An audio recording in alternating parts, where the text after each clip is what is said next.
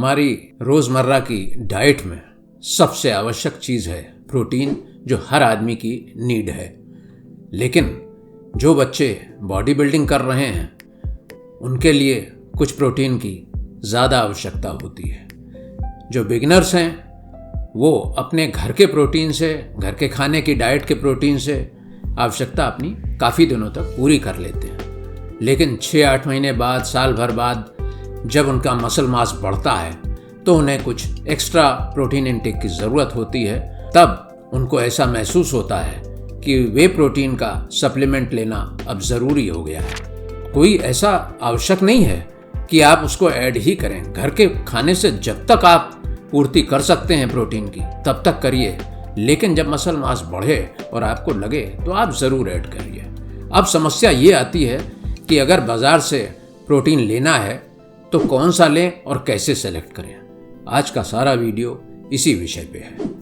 Protein हमारे शरीर में जब जाता है उसी से हमारा मसल मास बनता है, बोन्स में काम आता है, एंजाइम्स में काम आता है। प्रोटीन अमीनो एसिड्स में ब्रेक होता है और उन्हीं अमीनो एसिड्स को बॉडी यूज़ करती है हमारे मसल मास को बनाने में। बच्चे आजकल परेशान होते हैं कि कौन सा प्रोटीन बाज़ार से सप्लीमेंट के रूप में लिया जाए। तरह तरह के प्लांट प्रोटीन, सोय प्रोटीन, वे प्रोटीन अवेलेबल है मार्केट में, लेकिन सबसे ज़्यादा कॉमन जो है वो वे प्रोटीन है। उसमें भी कंसंट्रेट और आइसोलेट दो तरीके के प्रोटीन आते हैं। अब आपको ये सेलेक्ट करना कि हमें कौन से प्रोटीन को लेना चाहिए या कौन सा प्रोटीन हमें सबसे ज़्यादा फ़ायदा पहुंचाएगा, इसको समझने के लिए थोड़ा सा आज का वीडियो पूरा देखने की कोशिश करें तो आपको ये अंदाज़ लगेगा कि प्रोटीन अगर ख़रीदना है बाज़ार से तो किस तरीके से उसको समझ के हमें ख़रीदना चाहिए। वे प्रोटीन जब हम ख़रीदने जाते हैं तो अगर आपको कार्ब्स भी साथ में चाहिए तो आप वे प्रोटीन कंसंट्रेट लें, और अगर केवल प्रोटीन की आवश्यकता है और कार्ब्स नहीं चाहिए तो आप आइसोलेट प्रोटीन लें। अब जब आप तरह तरह की कंपनियों को देखते हैं, उसके तरह तरह के डिब्बे आते हैं, कुछ इंडियन हैं, कुछ इम्पोर्टेड हैं, तो उसको समझने की ज़रूरत है कि आप उसके इंग्रेडिएंट्स को पढ़िए। पहले इंग्रेडिएंट्स में जब आप पढ़ेंगे तो उसमें सबसे पहले ये देखना है कि artificial sweeteners, artificial colours, additives, ये सारी चीज़ें उसमें नहीं होनी चाहिए। कुछ चीज़ों में डिब्बों में ये भी लिखा रहता है कि हैवी मेटल्स के लिए टेस्टेड हैं, वो बेहतर होते हैं। तो इन चीज़ों को पहले ध्यान दीजिए, इंग्रेडिएंट्स को पढ़िए। फिर आपको ये भी देखना है कि उसमें कम से कम एक स्कूप में 20 ग्राम से ऊपर हो तो बेहतर है। इसके बाद उसका सोर्स समझने की ज़रूरत है कि वे प्रोटीन का आखिर सोर्स क्या है। क्यों, अगर आप ग्रास फेड काउज उस पर लिखा हुआ है, उनसे डिराइव किया हुआ प्रोटीन है तो वो ज़्यादा फ़ायदेमंद होगा, क्योंकि उसमें हार्मोन्स और एंटीबायोटिक्स से वो फ्री रहता है। इन सब चीज़ों को आपको पहले समझना पड़ेगा खरीदने के पहले।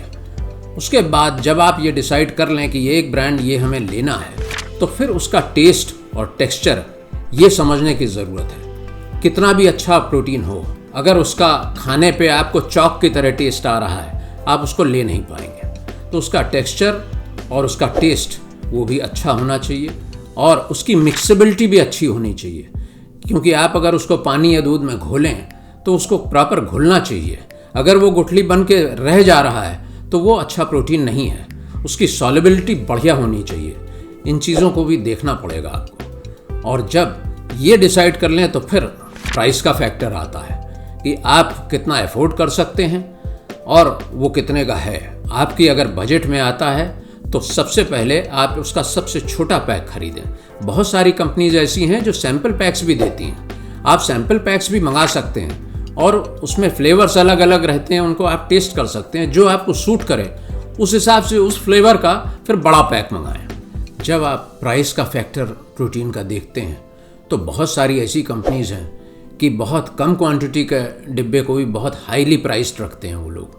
तो आपके अगर इंग्रेडिएंट्स सही मिल रहे हैं और बहुत नामी कंपनी नहीं भी है और आपको प्रॉपर प्रोटीन भी मोर देन 20 ग्राम्स मिल रहा है, तो सिर्फ ये देखिए कि आपके इंग्रेडिएंट्स सही मिल रहे हैं और अगर ठीक ठाक कंपनी है तो आप बहुत बड़ी कंपनी के फेर में मत पड़िए। आप ये देखिए कि आपका पर्पस सॉल्व हो रहा है या नहीं हो रहा है। दूसरी चीज़, मार्केट में बहुत फेक प्रोटीन्स भी हैं और इससे बचने के लिए कोशिश ये कीजिए कि जिस कंपनी का आप प्रोटीन खरीदें डायरेक्ट उसकी साइट से खरीदें, तो फेक प्रोटीन के चांसेस बहुत कम रहेंगे और आपको कम से कम ओरिजिनल प्रोडक्ट मिलेगा। जिस प्रोटीन को हम खाएं उसमें बिल्कुल भी प्रिजर्वेटिव्स नहीं होने चाहिए। अगर आप इस ढंग से खरीदेंगे तो आपकी राइट परचेज वे प्रोटीन की होगी। और पहले एक स्कूप लेके और टेस्ट करके ये देखिए कि आपको गट की फीलिंग कैसी आ रही है, आपको ब्लोटिंग तो नहीं हो रही है, या आपकी गट हेल्थ मेंटेन हो रही है या नहीं हो रही है। अगर सब चीज़ सही है तो आप उसको अपनी हेल्थ के लिए कंटिन्यू कर सकते हैं और बॉडी बिल्डिंग में यूज़ कर सकते हैं। वीडियो पसंद आई हो तो लाइक करें और सब्सक्राइब करें।